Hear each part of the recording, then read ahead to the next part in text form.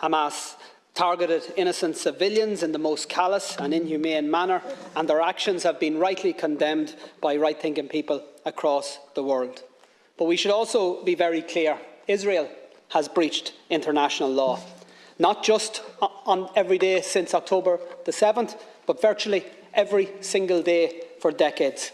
Israel occupies Palestinian land against international law. Israel blockades Palestinian territory against international law. Israel builds and expands illegal settlements against international law. Israel enforces an apartheid system that restricts the movements of Palestinians and denies their fundamental rights against international law. And Israel regularly and systematically attacks and kills Palestinian civilians against international law. So the question that must be answered by all of us in political life is this: how does the world respond to flagrant abuses of international law? When it comes to the horrendous war crimes of Hamas, the response was very clear and very consistent. World leaders queued up to say Israel has the right to defend itself. One after another repeated the words, the great and the good, including our government: Israel has the right to defend itself. Repeated in statement after statement, tweet after tweet, despite the full knowledge that those words have become contaminated. The words "Israel has the right to defend itself" means in practice that Israel takes that right as licence to bombard civilians, to bomb schools, hospitals and other civilian infrastructure. And it has now been taken as licence to enforce the displacement of 1 million people from one end of an open-air prison to another, to deny food, energy, medical supplies to a besieged civilian population, to actually deny them water, to ensure that children, the sick, the disabled, the elderly will literally die of thirst. Israel has the right to defend itself has now become cover for Israel has the right to commit genocide right in front of our eyes. How come we never hear the words "Palestine has the right to defend itself"? Not when a humanitarian flotilla bringing essential supplies to Gaza is met with a military assault and the murder by Israel of 9 unarmed activists. Not when Palestinians march in peaceful protest against a legal blockade and are met again with a military assault and the murder of 300 of them.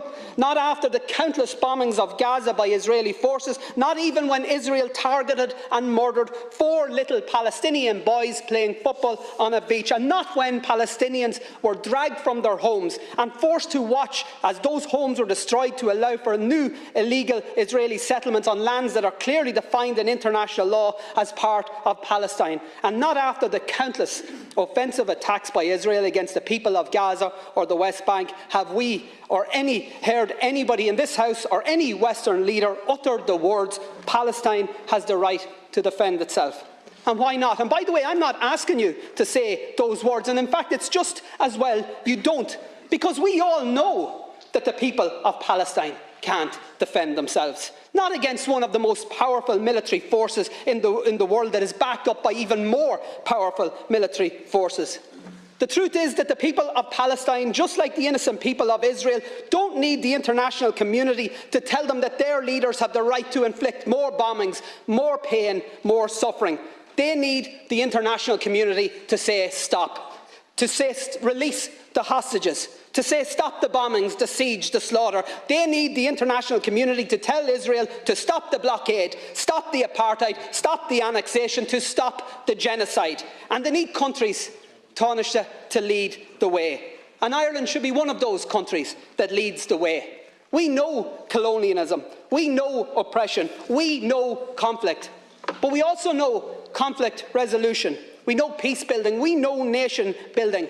And because of what we know, what our history has taught us, our call tonight must be clear. Immediate, full and unequivocal ceasefires and a decisive international intervention that leads to negotiations and to a lasting and just peace settlement, and to, at long last, to a free, sovereign and independent Palestine.